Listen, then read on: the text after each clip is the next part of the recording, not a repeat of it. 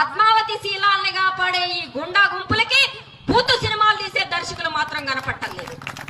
ఎవరికి నోరు పెగంటం లేదు. ఒక్క పూట ఒక్క రోజు వీధుల్లోకి వచ్చి ఈ ఆడపిల్లలకి భద్రత ఎందుకు లేదు అని వీళ్ళెవరు అడగరు. ఎందుకని? రెచ్చగొట్టడమే పని, మొక్కలు మొక్కలుగా విడగొట్టడమే పని. విడగొట్టి అధికారంలో కూర్చోవాలి. కూర్చుని ఏం చేయాలి? హిందూ రాజ్యం తీసుకురావాలి. ఈ దేశంలో కనిపించే శత్రువు ఎవడు అంటే అక్కడ కూర్చొని మనకి తిండి పెట్టకుండా గద్దెనేలుతున్నవాడు, అంబానీ అద్వానీలకు దోచిపెడుతున్నవాడు కాదు మనకి శత్రువు.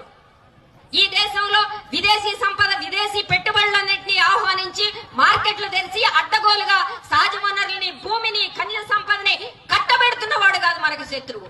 నీకు శత్రువు ఎవడంటే కడుపు చేత పట్టుకున్న తోటివాడు అని చెప్తున్నావు.